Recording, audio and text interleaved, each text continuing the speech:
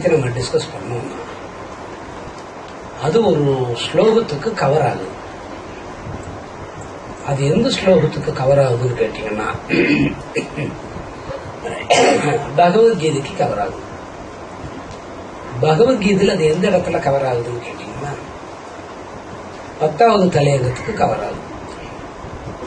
10வது தலையங்கத்தில் எந்த ஸ்லோகத்துக்கு கவர் ஆகுதுன்னு கேட்டீங்கன்னா அநேகமா 19வது ஸ்லோகமாப்பா, ஏதோ கவனம் இல்லை சொல்லி வைக்கிற 19வது ஸ்லோகத்துக்கு கவர் ஆகுது. அந்த ஸ்லோகத்தை படிச்சீங்கன்னா உங்களுக்கு தெரியும்.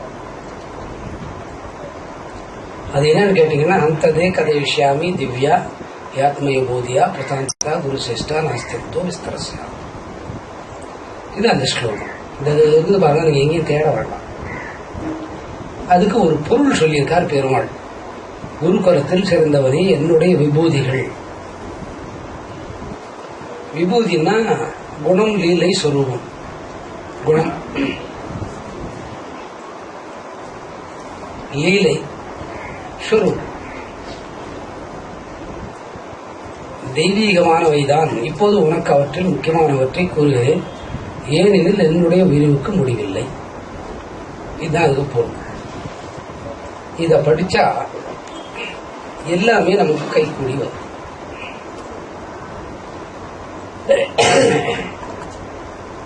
பேசிக்கா எப்படி நம்ம வாய்ப்பாடை வச்சு கத்துக்கிட்டு கணக்கு போடணும், அதே மாதிரி இத படிக்க படிக்க படிக்க இப்ப இன்னைக்கு வந்து கேட்டு போயிட்டீங்க, அப்புறம் ஒரு வருஷம் பொறுத்து வந்து கேட்டா அது வேலை செய்யும்.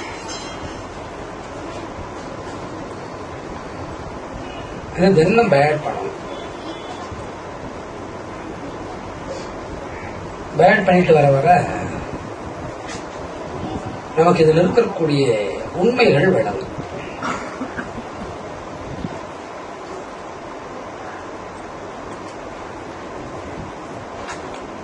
இந்த தெய்வத்தை புரிஞ்சுக்க முடியுமான்னா எல்லாம் புரிஞ்சுக்கலாம். தெய்வங்கிறது எல்லாருக்கும் சொந்தம், ஒருத்தருக்கு மட்டும் சொந்தம் கிடையாது. யார் ஒன்னாலும் புரிஞ்சுக்கலாம். ஒரு அறிவில் இருந்து 5 அறிவு வரைக்கும் தன்னால புரிஞ்சுக்குது. அதுக்கு பேசுற இயல்பு இல்லை. ஓரறிவு மரம், செடி, கொடி, அது இறைவனை புரிஞ்சுக்குது. உங்களுக்கு தெரிஞ்ச விஷயம் தான் அது. இப்ப வில்வம் வாங்கி போறீங்க ஓரறிவு, தாமரப்பூ வாங்கி போறீங்க ஓரறிவு, சாயந்தரத்துக்குள்ள காஞ்சி போகும் இல்ல. தேங்காய் வாங்கின போறீங்க ஓரறிவு, மரத்துல வளருது. மரம் தானே வளருது, செடியில வருதா தேங்காய்? செடியோ மரமோ எதுலையோ ஒன்று வளருது, அது ஓரறிவு இல்லையா. அப்புறம் மஞ்சள் வைக்கிறீங்க, அது எதில் வளருது? 6 அறிவுக்கு இது தேவை. மஞ்சள் பிள்ளையார் வச்சு, சாணி பிள்ளையார் வச்சு, இல்ல மாடுப்பா நாய பிள்ளையார வச்சுக்கிறோம். நம்ம தான் தொட்டுட்ட ஆயின்னு ஆகுது. இவனுக்கே பிடிக்காது. கொஞ்சோண்டு ஆயி 2 மணி அளவுக்கு எடுத்து கையில கொடுத்துட்டா இவனுக்கு பிடிக்கும் ஆயி.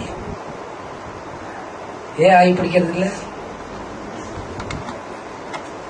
நம்ம ஆயி நமக்கு பிடிக்குமா?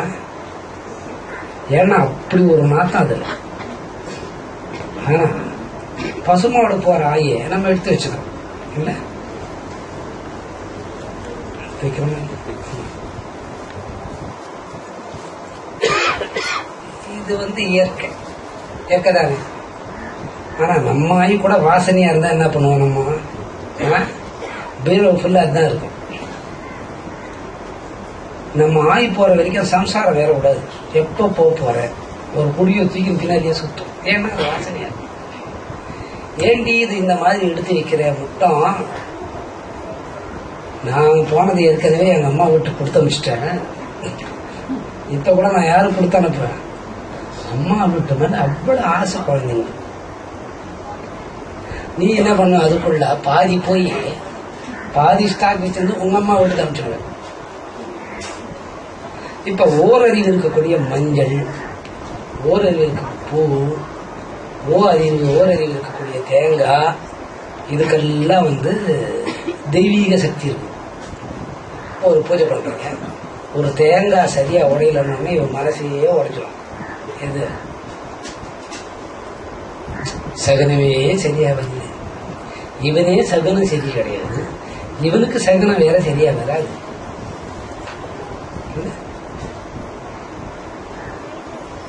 அப்புறம் நம்ம பட்சணங்கள்லாம் அந்த ஓரறிவுல தயார்படும். இந்த 2வது அறிவு பாருங்க, மீன் நண்டு அது கூட நம்ம உபயோகப்படுத்துறோம் சாப்பிட்றதுக்கு. பெரியவா சூத்ரா வீட்டில் யாராவது இறந்துட்டா எங்க மாமனாருக்கு இதெல்லாம் பிடிக்கும். எது? மீன், ஏறா, நண்டு. நமக்கு பிடிக்கலன்னா நம்ம என்னமா பண்ண முடியாது? நம்ம பாவிகள், நமக்கு அது பிடிக்கல, அதெல்லாம் படையல் பண்ணி யாருக்கு வைக்கிறாங்க? மாமனார் இறந்து போனா வைப்பாங்க. அதே மாமனார் திடீர்னு போட்டோவில் இருந்து அம்மாடி ஒரே ஒரு நண்டு கொடுன்னு ஒரு கையை நீட்டா என்ன ஆகும்?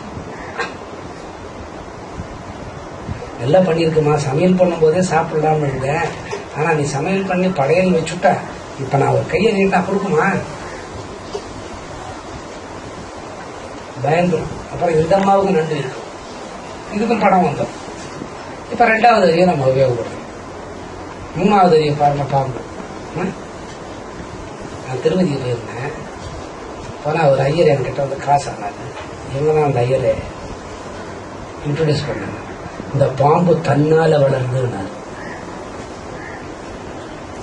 அந்த ஐயர் பிறக்கிறதுக்கு முன்னு நான் கோயில் போயிருக்கிறேன். யாரு? என் வீட்டுல இன்னும் கருத்தா சொல்றாரு பாருங்க.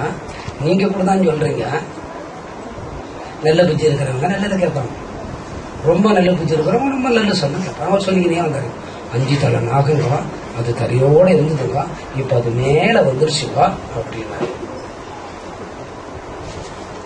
அது 40 வருஷமா அப்படிதான் இருக்கும்.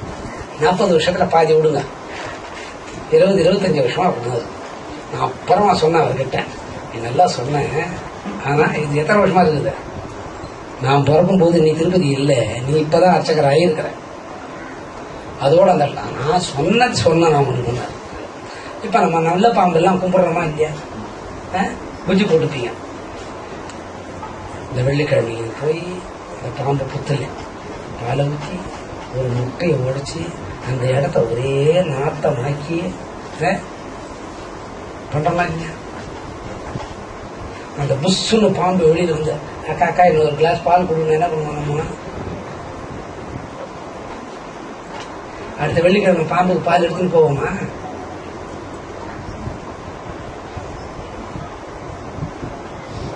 எடுத்துன்னு போவோமா?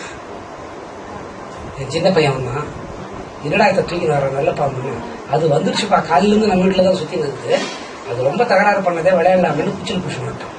அடே இது நல்ல பாம்புப்பா, அது ஊருக்குப்பா, நமக்கெல்லாம் பண்ண முடியாது, நம்ம விளையாடலாம். சின்ன பையன் எதை கேட்டாலும் புஷு புஷ்னு வந்துடுவான் போய். இப்போ அந்த பாம்பு வீட்டுல தான். எங்க வீட்டுல என்னென்ன இருக்கு சொல்ற பாரு. மைதிலி, அதுக்கு இந்த பேர் வச்சிருக்கிறாங்களா இல்லையா?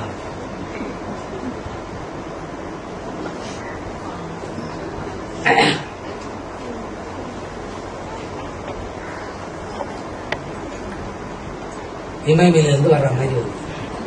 எங்க வீட்டுல என்னென்ன ஜந்து நீ பாத்துருக்க? ஓனாயா? ஓனான்,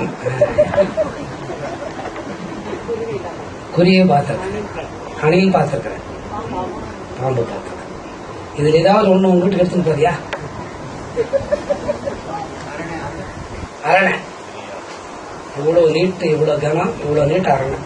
பூஜை பண்ண உட்காந்தா 1 மணி நேரம் நின்று கேட்கும். அது ஆப்பிளா வந்து சாப்பிடும். ரூமுக்கு போய் நிதானமா பார்த்துட்டு யாரு இருக்கிறாங்களா இல்லையான்னு பார்த்துட்டு அந்த ரூமுக்கு போய் அது ஏசியில கொஞ்ச நேரம் இருந்துட்டு திறக்கும் போது நிதானமா. நிஜம்தான், நீ பார்த்துக்கிறியா மாமா? நீ பார்த்துக்கிறியா? இப்ப இருக்கிற வீட்டுல கடையில இந்த ஸ்லோகம் படிக்க ஆரம்பிச்ச உடனே பச்சைக்கிளி 2 வந்து ஸ்லோகமே படிக்க கூடாது, அந்த முடிக்கிற வரைக்கும் அந்த கண்ணாடியில பார்த்து கத்து கீக்கின்னு கத்தும். இப்ப அந்த நெல்ல பாம்பை நம்ம வழிபோம், அது 3வது அறிவு இல்லையா? இப்ப நீங்க நெல்ல பாம்பு வந்து என்ன பண்ணுவீங்க? ஒண்ணு வேணா, வரவே வேணா, பாம்பு வந்து இருக்குதுன்னு சொன்னா என்ன பண்ணுவீங்க? ஓட மாட்டீங்க. சொல்லி முடிக்கிறதுக்குள்ள அவங்க வீட்டுக்கு போய் செட்டில் ஆயிட்டு இருப்பீங்க. சரி, நீங்க ஓடனா ஓடுங்க, என்னை விட்டு ஓடிடுங்க, எனக்கு தெரியும். பக்தி சாமின்னு என்னை விட்டு ஓடிடுவீங்க. நான் என்ன பண்ணுவேன், இது ஜனங்க இது மாதிரி தான் பண்ணுவாங்கன்னு உங்களுக்கு முன்ன நான் எங்க வீட்டுல போயிருக்கேன். 160 கிலோமீட்டர் கண்ணு மூடி கண்ணை திறக்கிறதுக்குள்ள இப்போ ஆன்மீகத்தில் அந்த அறிவை வச்சுக்கணும் இல்லையா? பறவை இனங்களை பாருங்க, 4வது அறிவு கருடன்.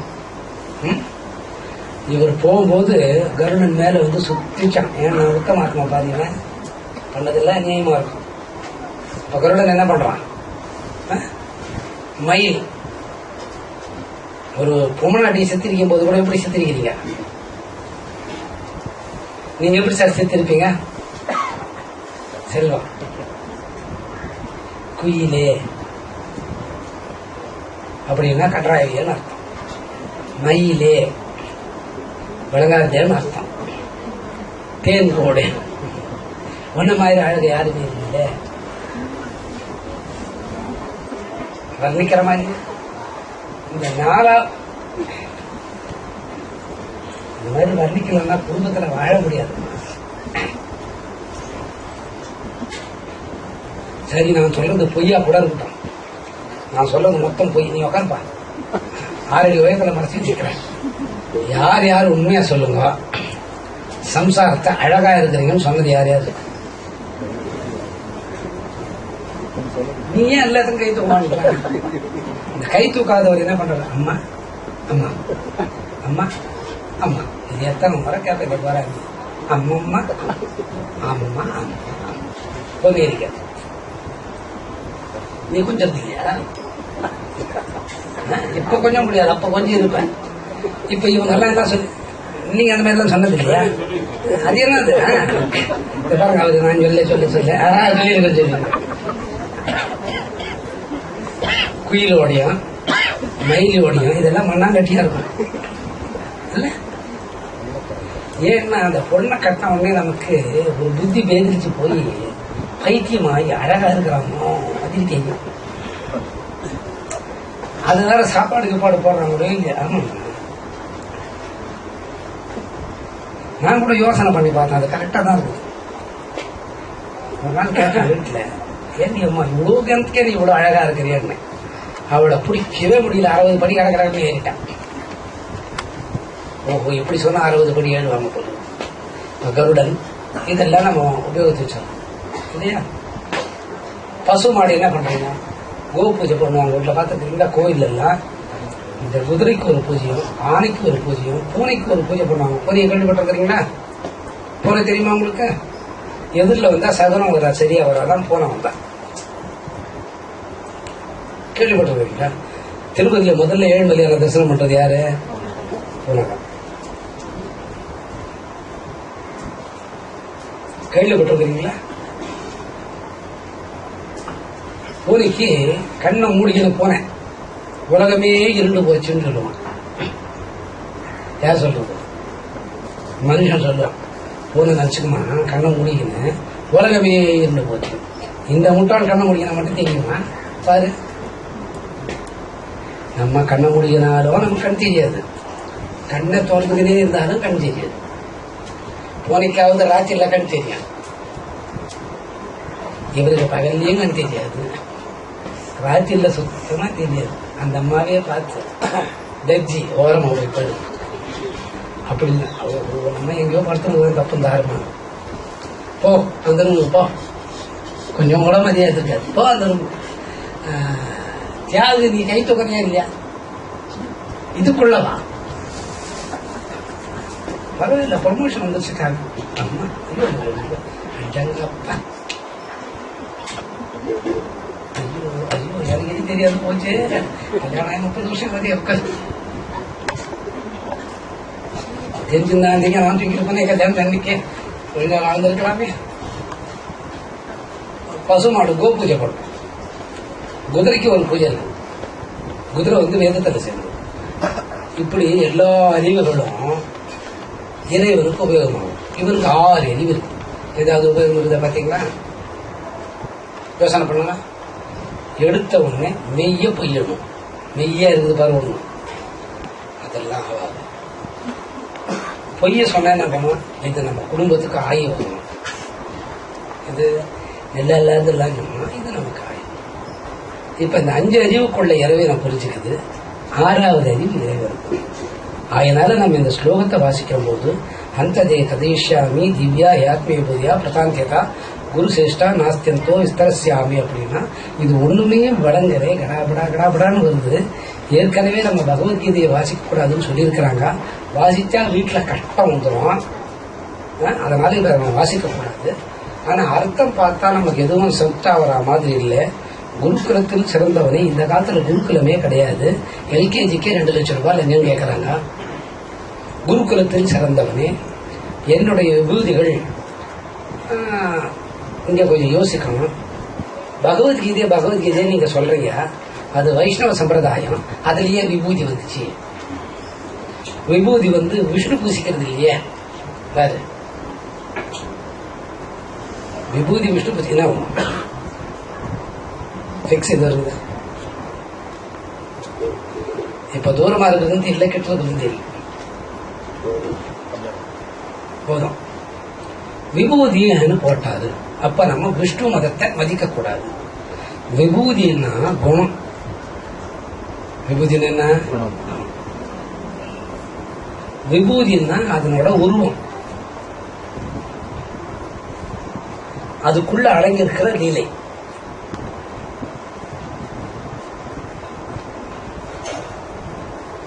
பாருங்க, ஒரு விதைய பாக்குறீங்க, மாங்காய். இப்ப மாம்பழம் சீசன் வரும். அந்த கொட்டையை பாத்தீங்கன்னா மாங்காய் மரம் இருக்கு தெரியுமா? அதுல மாமரம் இருக்கு தெரியுமா? விதை இல்ல, அதான் இல்லை. நட்டுட்டு அப்படியே தண்ணி ஊத்திக்கனே வந்தா என்ன பண்ணும்? நம்ம கொஞ்சம் கொஞ்சமா தினம் தண்ணி ஊற்றுவான். ஒரு காலம்புறது கூட அங்கதான் ஊற்றுவான். துணி துவைச்சா கூட அது மாதிரியே ஊற்றுவோம். அது யோசனை பண்ணிக்கினே இருக்கும். நம்ம வளர்றதுக்குள்ளே மனசா வச்சிடணும். யார மாமரத்தை வச்சவன் எல்லாம் ஊத்தணும்னா அது மரமா விடும். அது சொரூபம். அப்புறம் காய் பழமாகிறது. காய் பழமாயிடும். அது என்னது? குணம். உங்களுக்கு புரியலப்பா. விதை சார், அது இல்லைன்னு அதுக்குள்ள இருக்குது. மாங்காய் மரம் அடங்கியிருக்குது, இலை அடங்கியிருக்குது, பெரிய மரம் அடங்கியிருக்குது, அதுல பூ அடங்கியிருக்குது, விதை அடங்கியிருக்குது, காய் அடங்கியிருக்குது, பழம் அடங்கியிருக்குது. இது பழமா சாப்பிட்றவனுக்கு தான் அதனோட குணம் தெரியும். இப்ப உங்களுக்கு புரியல. இப்ப இருக்கிறதுலயே அழகானது பச்சை மிளகாய். என்ன கலர்? இது பச்சையா இருக்கும் இல்ல? ஆந்திராவுக்கு போனா ஒரே ஒரு மிளகாய் உள்ளதான். நான் ஒரு முனைய காய்ச்சேன். நல்ல வெயில் நேரம், மே மாசம். 1/2 மணி நேரம் எகிரி எகிரி குடிச்சேன். அந்த ஆள் ஒரு மிளகாய் எடுத்து கிடக்கிறவன்னு கழிச்சுட்டு விட்டாரு. நேரம் குறவாடை எத்த பா குஞ்சு நீங்க தெரியலேதான்னாரு. அவட பாவி முனை கட்சத்துக்கே உயிர் போதி மொத்தமா கட்சிட்டு விட்டேன். ஈ அம்பீலு தாகு என்னது? ஆமா, என் அம்பீலு தாகு நான் தாக்குற மாதிரியே இருந்தது. ஒரு பக்கம் நாக்கு எவ்வளவு பெருசாகி கண்ணெல்லாம் அப்படியே பிதி மொழிங்கன்னு அப்படி இருந்து வாயே மூட முடியல. அவன் 1 மினிட் மூலதான் கஷ்டம். அதனோட காரம் என்ன? குணம். சொரூபம் என்ன? புரியல. யாரோ ஒருத்தர் உயரமா நடந்து வர்றாங்க பாருங்க. ஏன்னா எனக்கே புரியலன்றதுனால அவரை திருப்பி விட்டு. காரமா இருக்கிறது அதனோட குணம், அழகா இருக்கிறது அதனோட லீலை, அந்த பச்சையா இருக்கிறது இந்த வள்ளிய மனம் முடிக்க வந்தார். யாரு? ஆமா. இப்ப எல்லாமே நம்ம ஒரு பொண்ணை போய் பாக்கறோம்னா, ஒரு காதல் ஆம்பளைக்கு வந்தா எப்படி போவாரு? இப்ப உங்களுக்கு காதல் வந்ததா விருப்பம், நீங்க எப்படி போவீங்க? நல்லா ட்ரெஸ் பண்ணிட்டு அப்புறம் அதுக்கேற்ற மாதிரி போவீங்க. இந்த ஆளை போய் நீங்க ஓம பண்ணான்னு நினைச்சிருந்தீங்க. ஒரு ஒத்திகைக்கே அவர் சொல்றாருன்னா நீ எப்படி போவ? என்ன இப்போ மற்ற நாள் ட்ரெஸ் பண்ணிட்டியா? இப்போ நீ ட்ரெஸ் பண்ணிட்டு இருக்கிறே இல்லையா? நீ என்னமோ ட்ரெஸ்ஸே பண்ணாத மாதிரி ஐயப்ப மாதிரியா இருக்கிறா? கிடையாது. கோவிந்த், நீ எப்படி போவேன்? யாருக்கு மேட்சா? 60 வயசு ஆகுது, இப்ப போய் மேட்சா போவேன். சரி அண்ணா, தெரிய எப்படி போவேன்? கொஞ்சம் நல்லா ரைட்.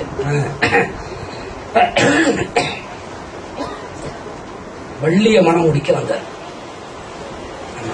வயசானவன் வர வந்தார். யாரு? முருகனுக்கு தெரியாது. இல்ல, இவரே பேசுறதுக்கு, ஒரு வார்த்தை பேசுறதுக்கு 1 மணி நேரம் அவன் பேசணும். சிரிக்கிறதுக்கு 1.5 வாரம். அவனை கேட்ட உடனே காதல் பண்ண எப்படிடா போனா, நீட்டா ட்ரெஸ் பண்ணி போன டக்குன்னு போயிட்டான். அந்த கோர்ட்ல என்னதான் பேசுறாங்க, ஆச்சரியமா இருக்குது. எனக்கு இப்ப கிருன்னு தலை சுத்தி 700 பாட்டம் மறந்து போச்சு. போற உடனே வள்ளி கையை பிடிச்சிட்டாரு. ஆடி பார்த்தாரு, பாடி பார்த்தாரு, கனியா சாப்பிட்டாரு, அத்தை சாப்பிட்டாரு, எடுத்த சாப்பிட்டாரு. வள்ளி கையை பிடிச்ச உடனே அதுக்கு தெரியல வந்திருக்கிறது யாருன்னு. அவனை என்ன நினைச்சிருந்தாரு? கிழவன் நினைச்சிருந்தான். வயசாந்து நான் கிழவன் நினைச்சிருந்தேன். அப்புறம் வந்து, நீ எனக்கு சொந்தமானவா, நீ அவனே இன்னைக்கு தனியா இருக்க போறோம் அப்படின்னு வள்ளிக்கு கோபம். இவ்வளவு கிழவனுக்கெல்லாம் வந்து பழுத்த பழமா இருக்கிற நீ, உனக்கு கூட காதல் கேக்குதான்னு அந்த அம்மா கேட்கறாங்க. பாருங்க, பகவத்கீதை விட்டு காதல் கதை சொன்னோடனே இந்த ஆம்பளைங்கெல்லாம் அவனு கேட்கறாங்க. கேளுங்க.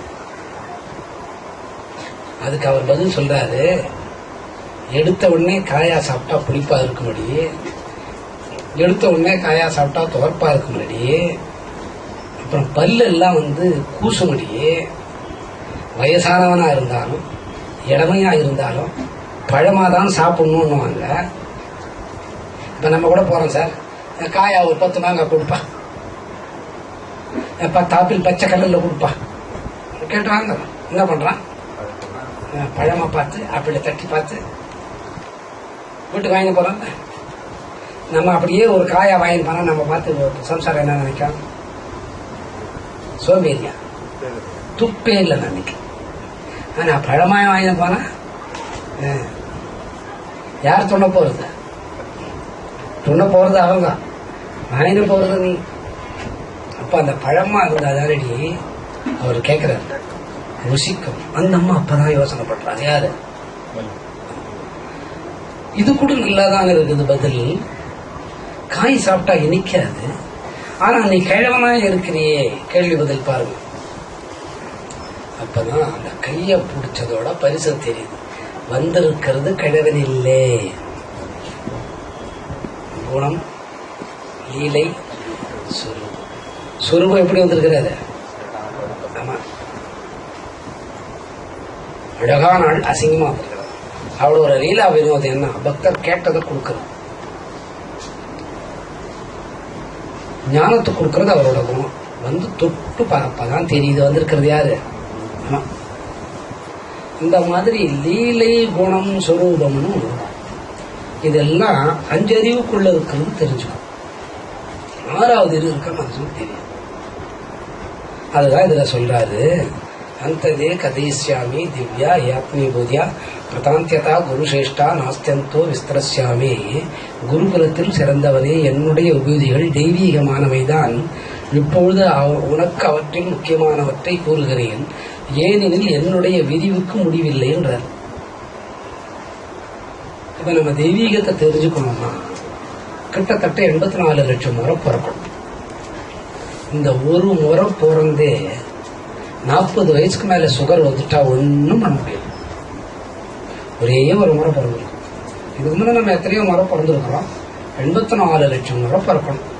இந்த 84 லட்சம் முறையில எப்பவாவது ஒரு முறை நமக்கு தெரிஞ்சோ தெரியாதையோ வாய்க்குள்ள நாராயணான்னு ஒரு முறை சொல்லிட்டா, அவனோட பார்வையை நம்ம மேல பட்டுட்டா இந்த பிரச்சனையே இல்லை. அப்பவே நமக்கு காட்சி கிடைக்கும். இந்த ரகசியம் எது இருக்கு நமக்கு தெரியாது. ஏன் தெரியலன்னா 3 குணம் நமக்கு இருக்கு. என்னென்ன குணம்? தாமகுணம், ரஜோகுணம், சத்துவகுணம். நம்ம எந்த குணத்துல எப்பவுமே இருப்போம்? தமோ குணத்திலேயே பிறந்ததுலேருந்து அதில் தான் இருக்கும், வளர்ற வரைக்கும் அதில் தான் இருக்கும். ஏதாவது கேட்டா எனக்கு எல்லாம் தெரியும். என்ன கேட்டா, நாங்க கும்பிடாத சாமியா, எங்களுக்கு எல்லாம் தெரியும். எங்க வீட்டுக்கு ஒருத்தர் வந்தாரு, கிட்டத்தட்ட 12 இன்ச்சிலிருந்து 16 இன்ச்சு அகலம் வேஸ்ட் கண்ணு இருக்கிற டிவி பார்த்துன்னா அவர் வந்தார், என் கூட பேசினே இருக்கிறார். எல்லாம் ஐயரே, நான் உங்க கூட பேசினே உங்களுக்கு கொஞ்சமாவது பொறுப்பு இருக்குதான்னு கேட்டார். என்னப்பா பொறுப்பு ஒண்ணு? நான் வந்து உங்க தங்க கல்யாணத்தை பத்தி பேசினுக்கிறேன், நீங்க டிவி பார்த்துருக்கீங்க. அட பாவி, அதையே 4 வருது. டைனோரா 481, ஒரு பக்கம் கமலஹாசன் ஆடுறாரு, ஒரு பக்கம் வந்து ரஜினி ஆடுறாரு, ஒரு பக்கம் கோணையா சிவாஜி முடிஞ்சு தெரியுது, இன்னொரு பக்கம் எம்ஜிஆர் நடுவில் கத்தி செய்து வர்றாரு. நான் எதை பார்க்குறதுன்னு பிரச்சனை இருக்கிறேன். அவர் வந்து என்கிட்ட சொல்றார், உங்க வீட்டு கல்யாணத்தை பத்தி பேசிட்டு இருக்கேன், ஒரு பிராமணனா பிறந்து உனக்கு கொஞ்சம் கூட யோசனை இல்லை, உன் தங்க கல்யாணம் என்ன ஆகும்னு பாத்தியா, என்ன செய்யணும் அது கேட்டேன். அவர் வைத்தியம் நல்லா கேளுங்க, தலையில் இருக்கிற பேன் எடுக்கணும். என்னது? எனக்கு அதுக்குள்ள ஒரு குதர்க்கமான பதில், பேன் இல்ல போனா என்ன பண்றது? தலையில பேன் இருந்தா நம்ம எடுத்துடலாம் சார், இந்த பேன் இல்லைங்களா, தலையில ஈரு பேன் இல்லை, அது எடுக்கணும். சரி, எடுத்தாச்சு. நிறைய விரலுக்கு மஞ்சள் வைக்கணும். அதை வைக்கிறதுக்கு முன்ன தரையில அந்த பேனை போட்டுட்டு விரல் மஞ்சளை மூடிட்டா அது வெளியில வந்துட்டா கல்யாணம் ஆயிடும். நீங்க ஏன் கோவிச்சுக்கிறீங்க? கேட்ட எனக்கு எப்படி இருக்கும்? சரிப்பா, நான் சொன்னேன், உனக்கு வந்து புரோக்கர் கமிஷன் கிடைச்சிடும், நீ இந்த கல்யாணத்தை பண்ணிடு. திமுரு பத்தி அந்த பணக்காரன் திமுரு எப்படி இருக்கு. அவர் எங்க, நான் அந்த டிவி பார்த்துருக்கிறேன், இதுக்கிட்ட வாழ நினைத்தால் வாழலாம், அந்த குண்டு சிவாஜி அது ஒரு பாட்டு வருது. இந்த ஆள் தொல்லை பிடிச்சதுதான். நான் போயிட்டு வரேன்னு வந்துட்டேன். நான் வந்து மாப்பிள்ளையோட வந்து மெட்ராஸ்ல பார்க்குறோம். நான் பிடிச்சாலும் அவனுக்கு சனியா நேரா மாப்பிள்ளை எடுத்துக்கினேன், மாப்பிள்ளை அம்மா அப்பா எடுத்துக்கினேன், ஊரா விட்டுக்கு அது எவ்வளவு நல்லா இருக்கு. நேரா பொஷாக்கு இறங்கிட்டேன். இறங்கினவர் எங்க இருக்கிறாருன்னா அந்த பொஷாகத்துல மெயின் ரோட்ல நிக்கிறாரு. அவர் கேட்டாரா, இங்க என்ன திருவிழா நடக்குதா? வந்தவர் சொன்னாரா, இதுதான் மாப்பிள்ளை வீடு, பொண்ணோட வீடு, பொண்ணோட அண்ணன் தான் உள்ள இருக்கிறாரு. ஒரு ராத்திரி 9 மணிக்கு வந்தார். வந்த உடனே என்னப்பான்னு கேட்டேன். மாப்பிள்ளை வீட்டுல வந்திருக்கிறாங்க. அது என்ன சாமி, எனக்கு மாப்பிள்ளை வந்தா வரலாம், வரா போனா போறேன், உனக்கு எனக்கும் ஒரு அக்ரிமெண்ட். என்ன இங்க வர ஒரு 4 கேஸ் எனக்கு தண்ணா, நான் பணக்காரன் ஆயிடுவேன். இந்த மாதிரி தான் புத்தி இருக்கும். இது தமோகுணம். எனக்கு எல்லாம் தெரியும்.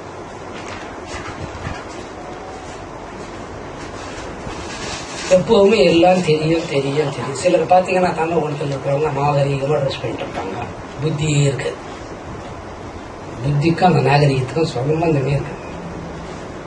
நாகரீகமா நீட்டா ட்ரெஸ் பண்ணிட்டு இருப்பாங்க, சாப்பிட்றது நீட்டா சாப்பிடுவாங்க, வாயில் அப்படியே எடுத்து டீஸ்பூனே தேவையில்லை.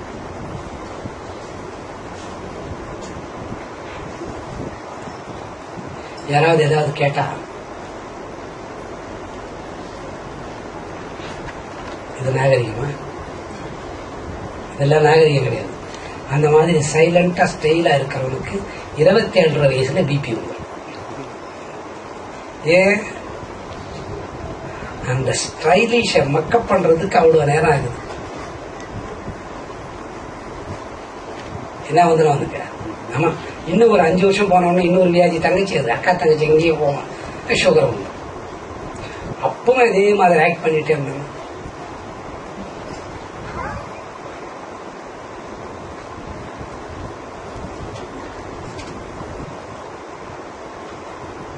திடீர்னு ஒரு நாள் ஆஸ்பத்திரியில படுத்து வைப்பாங்க, 9 ஓட்டிலையும் டியூப் இருக்கும்.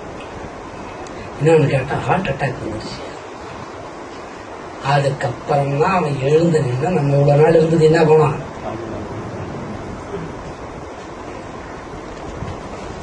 இதுக்குள்ள எவ்வளவு வயசு ஓடி போச்சு? 27, ஒரு 5, 35 எல்லாம் வியாதி வந்துருச்சா? 35 ஒரு 10 ஹார்ட் அட்டாக்கே வந்துருச்சா? அப்பதான் யோசனை பண்ணுவோம், இதுக்கு என்ன வைத்தியம்? இது எப்ப சொல்லியிருக்கிறாங்க இவனுக்கு? 20 வயசுக்கு முன்ன சொன்னத 45 வயசுல கேட்பான். இதுதான் தமோகுணம். கரெக்டா இருக்குது. அதெல்லாம் வந்து சகுன நிமித்தம் பெரியவா பார்த்திருக்கிறான்னா அவ்வளவு கரெக்டா பார்த்திருக்கான். பெரியவா ஒன்றும் சொன்னது கூட வேஸ்ட் ஆகலை. எத்த கேட்டாருன்னா ஒருத்தருக்கு கார் ஓட்ட கத்து கொடுத்தேன். என்னமோ டெப்டி போஸ்டா டைரக்டரா வரும். என்னது காருக்கு அது தெரியுமா? டைரக்டரா, IAS, IPS காருக்கு தெரியுமா? டெய் ஃபார்வேர்டு கீர் இப்படி போடணுங்க, நான் பாத்துக்கிறேன் சாமி. சரி இல்லடா, ரிவர்ஸ் கியரு 2 இப்படி போட்டு வண்டி கொஞ்சம் தொலைவு மூவ் ஆனோடனே 3வது அப்படி போட்டு அப்புறம் கொஞ்சம் தொலைவு மூவ் ஆன போனா 4வது இப்படி இழுத்துட்டு அதுக்கப்புறம் ஃபார்வேர்டுக்கு 5 போயிட்டு ரிவர்ஸ் போனோம்னா அதுல இருக்கு 2வது பக்கம். எனக்கு எல்லாம் தெரியும் சாமி, நான் பார்த்துருக்கேன். இப்போ நான் கார் 40 வருஷமா ஓட்டுறேன். ஒரு பாட்டு கேட்டேன் நான், சினிமா பாட்டு, நான் யார் நான் யார் நீ யாரு. அதை மறந்துட்டு வண்டி ஸ்பீடா 5th கியருக்கு போடணும், 4th கியர்ல போயிருந்தது. ரிவர்ஸ் கீடு போடுறோம், வண்டி முன்னால போயிருந்தது. அப்ப 40 வருஷமா நான் என்னவா இருந்திருக்கிறேன்? முட்டாளா இருந்திருக்கிறேன். ஹரீஷ் தான் அந்த கீரை போட்டேன். நான் கார் ஓட்டுற காலத்துல ஹரீஷ் பிறக்கலன்னு வச்சுக்கோங்க, இல்ல 5 வயசு பையன் அப்படி மணி ஆயிட்டு இருந்திருப்பான். எங்க விட்டுட்டோமே.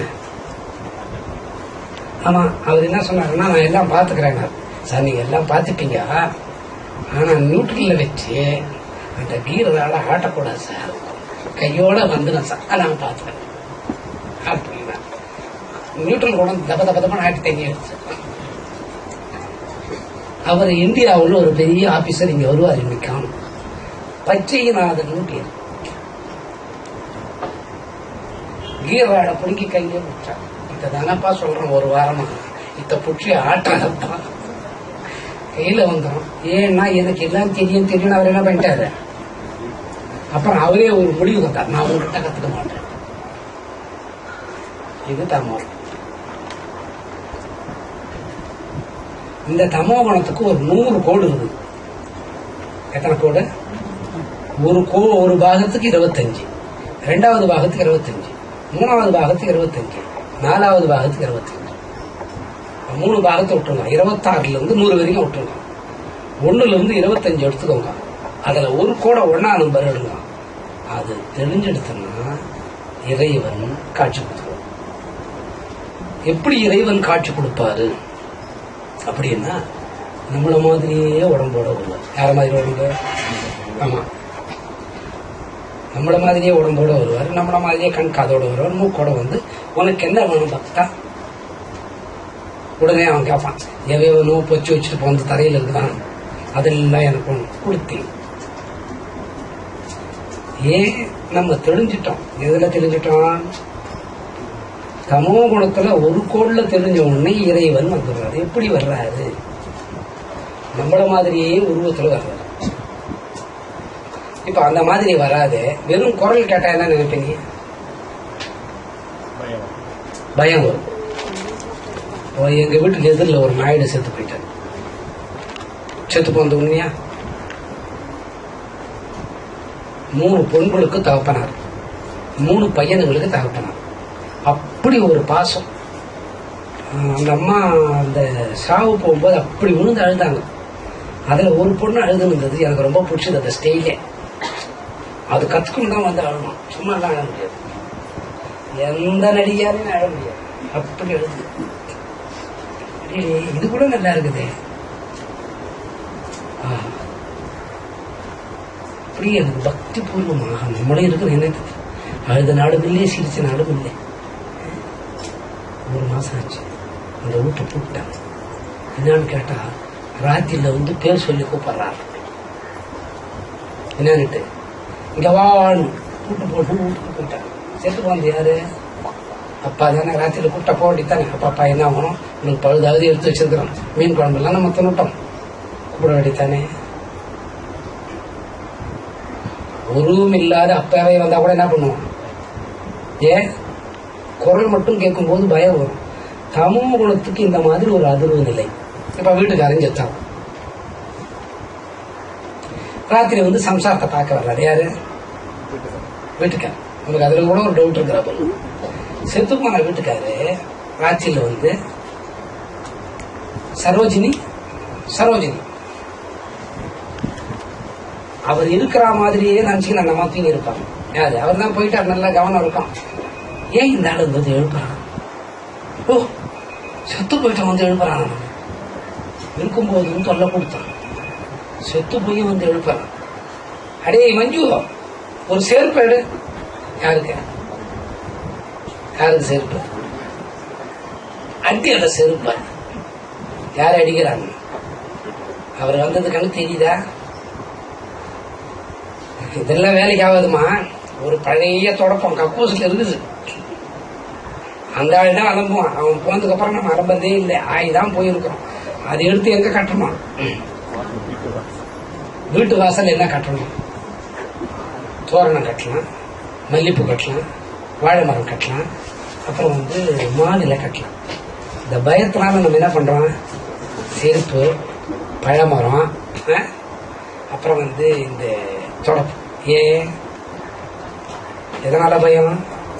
அவரோட கல்யாணம் பண்ணிருந்தாங்க, அந்த அம்மா அவரோட வாழ்ந்துருந்தாங்க, அவரோட இருந்து குழந்தை பெற்றிருக்கிறாங்க. அவர் கூப்பிட்டா ஏன் வந்திருக்கிற, நாளை காலையில வா, இட்லி வந்து வேவாது இருக்குது, அதே உங்களுக்கு உப்புமா வாக்கி காலையில போடுறான்னு அவர் போயிடுறாரு. அதை விட்டுட்டு என்ன பண்றாங்க? நான் இப்பாடு எந்த நேரத்தில் இந்த குடும்பத்துல நான் போய் வாழ்க்கப்பட்டனோ, தாலி ஒண்ணு கட்டினதான் இல்லையே. எப்ப பார்த்தாலும் இம்சப்படுறான் பாடலாம். செருப்பு கூட கட்டி வச்சு பார்த்தோம்னா என்ன குடும்பம். அப்பதான் அவங்க மச்சர் அன்னிங்க சௌக்கியமா இருக்கு, இவருக்கு ஒரு செருப்பு காட்டணும். சிரிக்கிறதுன்னு சொல்ல, இது தமோ குணத்தின் நிலை. இப்போ பக்தியா பொம்பளைங்க என்ன பண்ண, வீட்டுல பெரியவங்க செத்து போனதுக்கு வருஷம் புடவை வச்சு கொடுத்துடணும். புடவை வாங்கி வச்சு, எங்க வீடு நல்லா இருக்கணும், அதான் சாப்பிட்டாங்க, எங்க நல்லா இருக்கும். அது இருக்கும்போது சாப்பாடே போட்டுக்க மாட்டாங்க. எங்க வீடு நல்லா இருக்கணும், எங்க வீட்டுல நீ தான் பெரிய பொண்ணு, நான் செத்து போயிட்டேன், குங்குமஞ்சாவோட போயிட்டேன், அதனால குங்குமஞ்சாலாம் வச்சு ஒரு புடவை வச்சு கும்பிட்டுட்டு, அது என்னென்ன பதார்த்தமோ ஒண்ணு கூட நம்ம சாப்பிட முடியாது. பூச்சி, பூரா, நந்து, கருப்பாம்பூச்சி, தேடெல்லாம் இருக்கும். அதெல்லாம் சொல்லிட்டு அப்புறம் இந்த வருஷம் நல்லா பூஜை நடத்தலாம். 7 கற்பூரம் வச்சு கொடுத்தோம் கரெக்ட். 8வது கற்பூரம் வச்சுக்கும் போது நல்லா கப கப கபன்னு எரிஞ்சது. அந்த அம்மா இதை 7 ரூபாயா எடுத்துக்கினாங்க. எதை சாப்பிட்டு அந்த ரூமுக்கு போய் வெத்தலை போடலான்னு போறாங்க. அந்த புடவை தன்னால எழுந்து ஒரு ஆள் நின்று கட்டிக்கிற மாதிரி, அந்த மாதிரி இருந்தா என்ன பண்ணுவாங்க?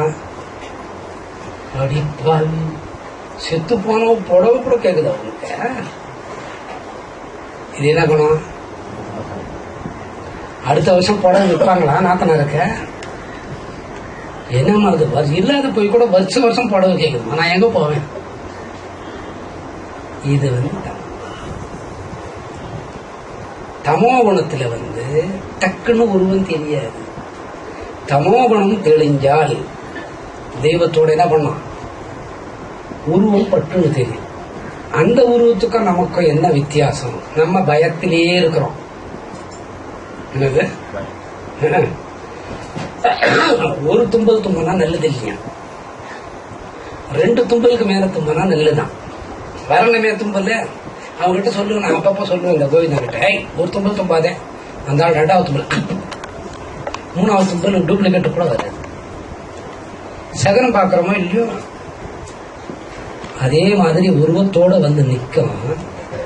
இந்த உருவத்துல என்ன இருக்குதுன்னா மாயை இருக்குது. எதுல? அந்த உருவத்துல என்ன இருக்குது? மாயை. இத தெரிஞ்சுக்கிறதுக்கே தமோ குணம் தேவை.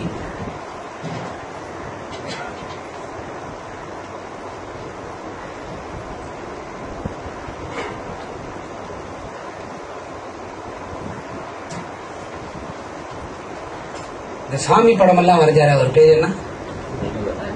ரவிவர்மான்னு ஒரு ஆள். கேள்விப்பட்டிருக்கிறீங்களா? வேர்ல்டுல ஃபர்ஸ்ட் கிளாஸ் ஆள். அவர் பிறக்கும்போது அந்த வீட்டில் தபலை எல்லாம் தன்னால அடிச்சுக்கிச்சான், வாயெல்லாம் தன்னால சுத்திக்கிச்சான். நம்ம வீட்டு கட்டின்னு வரேன் சம்சாரம் தான் தபலா டக்கு டக்குன்னு அடிச்சுக்கோங்க. எப்ப பார்த்தாலும் அடிச்சுக்கும். அதுக்கு ஆடு வைக்க வேண்டியதில்லை, அது அடிச்சுக்கும். அந்த மாதிரி இந்த தபலெல்லாம் அடிச்சுதான் இந்த பாயெல்லாம் சுத்திக்கிச்சான். உடனே எல்லாம் வீட்டை விட்டு பயந்து ஓடி போய் இந்த வீட்டில் பேய் இருக்குதுட்டாங்க. அந்த வீட்டில் அப்புறம் மந்திரக்காரெல்லாம் இட்டு வந்து பார்த்தாங்க. அவங்க என்னமா ஊன்னு வந்து சொன்னாங்க. ஒன்றும் ஆகலை. ஒரு மகன் வந்தாரு, இந்த ஒரு பையன் வருவான், அவருக்கு பேர் ரவி வருமானு வரும். அந்த பையன் பிறக்கிறதுக்கு அறிகுறி யாரு? அவன் தான் வந்து வேர்ல்டில் வந்து பெரிய ஓவியனா வருவான், தெய்வங்களோட சித்திரத்தை வரையவான். அது எப்படி தெய்வத்தோட சித்திரத்தை வரைவான்னு கேட்டா, அந்த தெய்வங்கள் அவனுக்கு பிரசன்னமாகி அதை வந்து மனோமயத்துல நிற்க வச்சு அதை வரைவான். ஆனா அவனுக்கு ஒரு நிபந்தனை, அவன் ஒரு வீடு கட்டுவான், அரண்மனை, ராஜா பேரன், ஒரு ராஜாவோட பேரன். அவன் அதை கிரகப்பிரவேசம் பண்ற அன்னைக்கு இறந்து போவான். ஏன்னு கேட்டான்னா, இந்த ஓவியத்துல வர்ற பணத்திலேயே கட்டிடுவான். இப்போ இதை தாங்கிறதுக்கு என்ன வேணும்?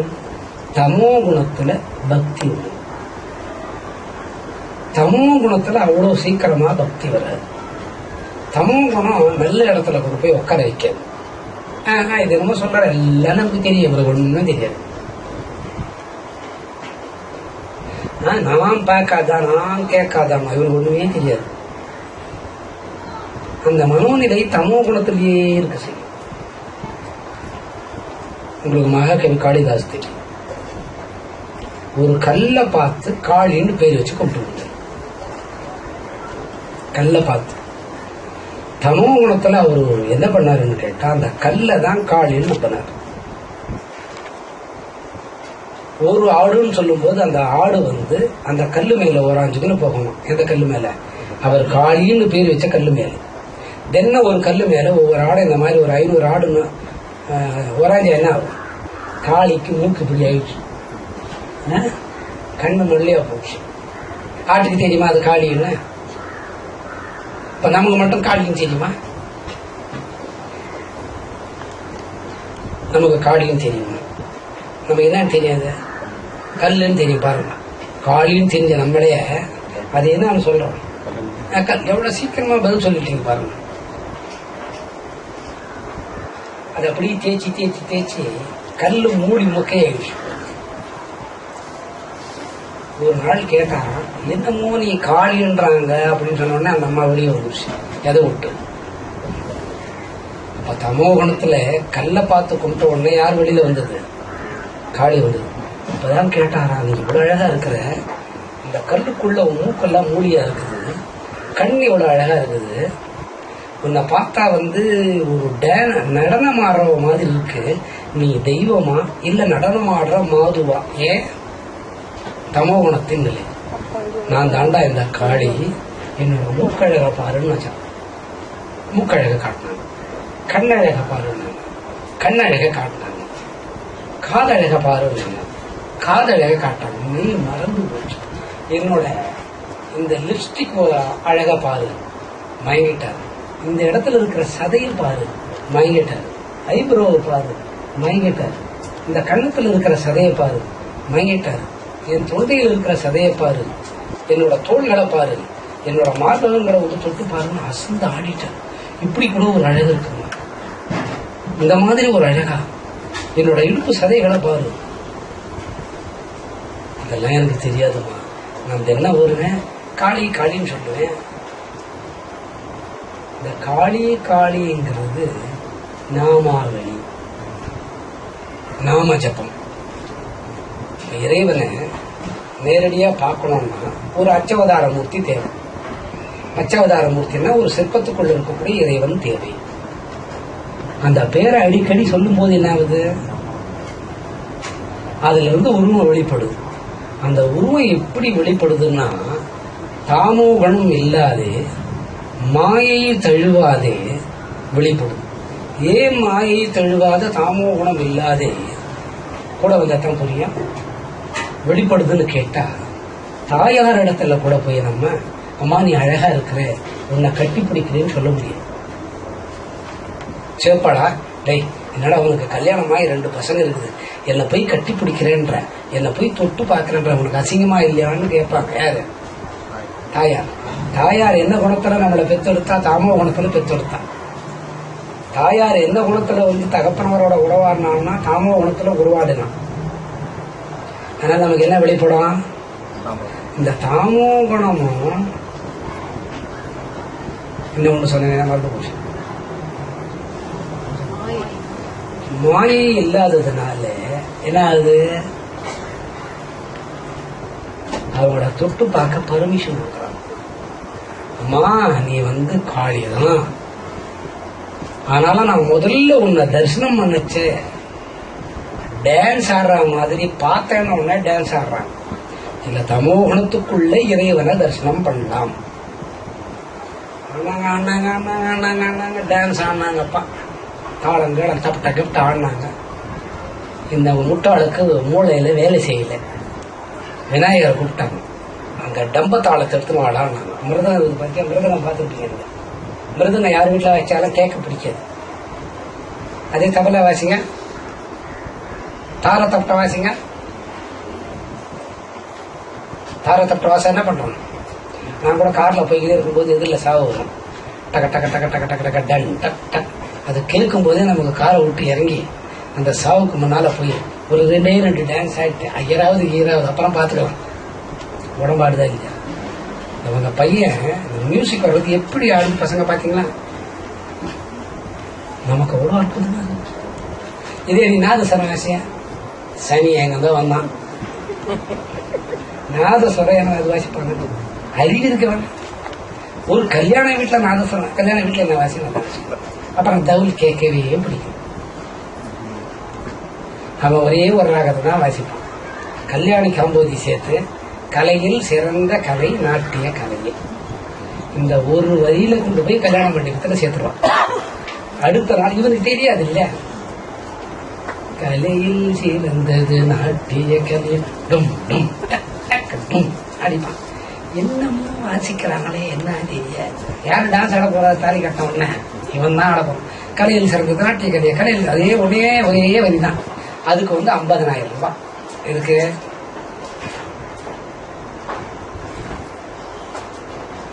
அப்புறம் தந்து நாக்கு ஒரு மேல அடிச்சு பேடகராக்கி மாட்டி ஒழிச்சான். நேற்று இவனுக்கு அடிக்கிறான். சம்பளத்தை வாங்கி சம்பளம் வாங்கி ஓடிடும். இவனுக்கு ஒரு 25 வருஷம் பொறுத்து எங்கேயாவது ஒரு பழைய பாட்டு கேட்டு நமக்கு வாசியது என்ன? நாட்டிய கலையில் சிறந்தது நாட்டிய கலை. இதே பாட்டு இதே ஆள் நமக்கு பாடினான். டே என்ன பாடுற? கவனம் மூடி நோக்காது. உனக்கு தெரியறதுக்கே 25 வருஷம் ஆச்சு. நான் 25 வருஷமா இது ஒரே லைனை தான் பாடிக்கிறேன். எனக்கு அதுக்கு மேலேயும் தெரியாது. தமோ உனக்கு காளி வந்துட்டான், டான்ஸ் ஆடிட்டான். டான்ஸ் ஆனா மனம் லயமாகல. காளி சொன்ன அந்த விநாயகரை கூப்பிடு, டம்ப தாளத்தை எடுத்துணும். டம்ப தாளம்னா என்ன? மிருதகம் பார்த்துருக்கிறீங்களா? அந்த டிவியில ஒருத்தரா அசிங்கமா வாசிப்பாரு. பார்த்துருக்கீங்களா? அந்த பக்கம் வயலின் போட்டு தேய்ப்பாங்க. அது என்ன வீடுன்னே தெரியாது. அந்த மாதிரி ஒரு மோசமா இருக்கு அந்த வயலின். ரொம்ப பழைய காலத்துக்கு. அப்புறம் வாயில கஜுராஜன் அவன் அடிச்சுப்பான். என்னன்னா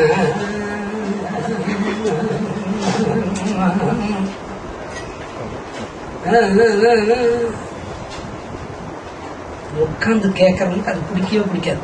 அத கேட்டா இவனுக்கு மோட்சம். இவன் என்ன கேட்பான்? அவனை பாத்தீங்களா, இவனை பாத்தீங்களா? குருவி தோட்டத்துல வந்தானா ஆட்சானா இவன் 2 ஆள் ஆட்டு. பையன் நீ என்ன உட்காந்துக்கிற, அம்மா வர்றதுக்குள்ள நீ நான் ஆடிடல. அது பின்னாலே ஆடும். தெரியுமா? டம்ப தாளம்னா இந்த மிருதங்கத்துல கொஞ்சம் பெருசா இருக்கிறது டம்ப தாளம். அது யாரு வாசிச்சாலும் ஓசை வராது. விநாயகரை வாசிச்சாதான் ஓசை வரும். டம்பத்தாளத்தை வச்சு விநாயகரை உட்கார்ந்தார். நாட்டியம் நாள்னா கருப்பு துணி, கருப்பு கலர், கருப்பு ஆயிட்டாங்க. யாரு? அம்பாள். ஆண் நாட்டத்துக்கு தும்சம் தும்சம் பறந்து போச்சு. ஆடி பார்த்தாரா, நம்ம இவ்வளவு நாடு இவளை என்ன நினைச்சோம்னா கருப்பா இருக்கிறான்னு நினைச்சோம்னா இவ கருப்பு கிடையாது. இந்த கல்லுக்குள்ள இருக்கிறான்னு நினைச்சோம்னா இவ கல்லுக்குள்ள இல்லை. இவ யாரு? மகாகாளி. இப்போ 16-17 விதத்துல நமக்கு காட்சி கொடுத்துட்டான். கண்ணத்தை தொட்டு பார்க்க சொன்னா தொட்டு பார்த்தோம், மூக்க தொட்டு பார்க்க சொன்னா மூக்க தொட்டு பார்த்தோம், கண்ணை தடையை பார்க்க சொன்னா கண்ணை தடையை பார்த்தோம், புருவத்தை தடையை பார்க்க சொன்னா புருவத்தை தட்டி பார்த்தோம், கழுத்தை தொட்டு பாருன்னா கழுத்தை தொட்டு பார்த்தோம், முகவாய் கட்டையை தொட்டு பார்க்க சொன்னா முகவாய் கழுத்தை தொட்டு பார்த்தோம். ஏன் இவ்வளவு கொடுக்குறா? இவன் இருந்தது தமோகுணம். லிப்ஸ்டிக் போடக்கூடிய உதட்டை தொட்டு பாருன்னா உதட்டை தொட்டு பார்த்தோம். இந்த புஜங்களை தொட்டு பார்க்க சொன்னா ஒரு போர் வீரன் மாதிரி இருக்குது, பொம்பளை மாதிரி கிடையாது, ஆனா மென்மையா இருக்குது. சரி, மார்பகத்தை தொட்டு பார்க்க சொன்னா நம்ம மார்பகத்தையும் தொட்டு பார்த்தோம், ஆனா இந்த மாதிரி ஒரு மார்பகம் யாருக்குமே இருக்காது. எல்லாம் பார்த்துட்டார். ஆனா முதல்ல இந்த தமோ குணத்துல அவர் மனசுல பதிஞ்சது என்ன? ஒரு நாட்டியக்காரி. 17 விதமா காட்சி கொடுக்கிறார். 18வது வருஷமா அந்த அம்மா காட்சி கொடுத்து ஒரு டான்ஸ் ஆடுறாங்க. டம்பத்தாளம் அடிக்கிறதுக்கு முன்னா கருப்பு ட்ரெஸ், கருப்பு பாவாடை, கருப்பு பாடி, கருப்பு வைக்க, தான் கருப்பு, கண் கருப்பு, எல்லாம் கருப்பு, பல்ல தவிர மற்றதெல்லாம் கருப்பாய் டான்ஸ் ஆனே தாமோகுணம் தெரியுது. யாருக்கு? மகாகவி காளிதாசன். இது எங்கிருந்து வந்தது? ஒரு கல்லுக்குள்ள இருந்து வந்தது. தமோகுணம் எப்ப ஒரு மனுஷனுக்கு தெரியுதோ அச்சவதார மூர்த்திக்குள்ள இருந்து இறைவன் வெளிப்படுவான். தமோகுணம் எனக்கு தெரியுமான்னா சத்தியமா தெரியும். காரணம் என்னன்னா எனக்கு எல்லாம் தெரியும். எங்க வீட்டுல ஹீட்டர் இருக்குது, எங்க வீட்டுல ஏசி இருக்குது, எங்க வீட்டுல 4 கார் இருக்குது, எங்க வீட்டுல நாங்க மேட்சா ட்ரெஸ் பண்ணிப்போம், மேட்சா நகை போட்டுப்போம், மேட்சா செப்பல் போட்டுப்போம்னு சொல்லுவாங்க. இவன் கிட்ட போய் தமோ குணத்தை பத்தி சொன்னா தெரியுமோ? இதுக்குள்ள 30 வருஷம் அலங்காரத்திலே போடும். இந்த தமோ குணத்துலதான் உருவ வழிபாடு வரும். காளிதாசனுக்கு என்ன வந்தது? அது கூட 17 வகையான காளியை பார்த்து, 18வது வகையான காளி பார்த்து டம்பத்தாளத்துல ருத்ர தாண்டவம் மாடின போதுதான் வந்தது. யாருன்னு தெரிஞ்சது? நாட்டியக்காரி இல்லையே. இந்த கண்ணுக்குள்ள இருந்து வந்தது யாரு? அதனாலதான் ஆன்மீகத்தை தினம் கேட்கணும், தினம் படிக்கணும், தினம் கேட்கணும், தினம் படிக்கணும். அது படிச்சாதான் இதுக்குள்ள நுழையும். இதுக்கு பதவி, படிப்பு, அழகு, அறிவு வேண்டியதே இல்லை. அப்புறம் பாட்டெல்லாம் பாடினாரு, அஷ்டமாசத்தெல்லாம் வந்தது இல்ல, காளி கூப்பிட்டதுக்கெல்லாம் வந்தாங்க. இவ்வளவு நடந்து முடிஞ்சது தமோ குணத்தில். இது தமோ குணத்திலேயே இவ்வளவு தெரியுதுன்னா இன்னும் ரஜோகுணத்துக்கு போனா என்ன தெரியும்னு பாருங்க. தமோ குணத்தில் இருக்கக்கூடிய ஒரு கோட்ல 25% இவ்வளவு தெரியுது. 25 கோடு, அதுல ஒரு கோடை எடுத்துட்டீங்கன்னா எனக்கு தெரியுது. அதுக்கு என்ன வேணும்? உருவத்தோடு கூடிய இறைவன் எழுந்தருதல் வேண்டும். அந்த உருவத்துக்கு என்ன இல்லை? மாயை இல்லை. அந்த உருவத்துக்குள்ள என்ன இல்லை? தமோ குணம் இல்லை. இந்த உருவத்துக்குள்ள என்ன இருக்குது? தமோ குணம் இருக்குது, மாயை இருக்குது. அதனால்தான் அந்த அம்மா என்ன தொட்டு பாரு, என்ன தொட்டு பாரு. அவங்களுக்கு எந்த குணபேதம் இல்லை. யாருக்கு? ஆமா, அவங்களுக்கு குணபேதம் கிடையாது. எல்லாம் குழந்தைங்க, எல்லாம் குழந்தைங்க. யாருக்கு குணபேதம் இருக்குது? ஆமா, இப்ப நீங்க நல்லா கார் ஓட்டுறீங்க, நல்லா ஓட்டுவீங்கல்ல, நிஜம் தானே? அவரையும் வாங்கிட்டு இப்ப போயிட்டே இருக்கீங்க வேகமா, ஒரு கார் உங்களை ஓவர்டேக் பண்ணுங்க. நீங்க யாரோ வர்றாங்கன்னு கொஞ்சம் ஐயங்காரா கொடுத்துட்டு விட்டுறீங்க. அப்புறம் மறுபடியும் கிட்ட போய் பாக்குறீங்க, அழகான பொண்ணு கார் ஓட்டின்னு போகுது. அப்ப நீங்க என்ன பண்ணுவீங்க? இன்னும் கொஞ்சம் முன்னால போவீங்க. பாரு என் கண்ணு ராஜா, சரி இன்னும் கொஞ்சம் முன்னால போனா இன்னும் கொஞ்சம் அவங்க வேகமா போறாங்க. அப்புறம் என்ன பண்ணுவீங்க? விட்டுருவீங்களா? பொய் சொல்லக்கூடாது. சபையில் எப்பவுமே உண்மை சொல்லிடணும். இன்னும் கொஞ்சம் வேகமா போகும். அப்புறம் அந்த அம்மா யாருதான், நீ போறியோ இல்லையோ உன் சீட்ல இவன் உட்காந்து வந்த மாதிரி தலையாட்டுறாங்க தெரியும். ஒன்றும் இல்லை, நாம ராஜசேகர் ஒரு நாள் என்ன அண்ணா நகர்ல இருந்து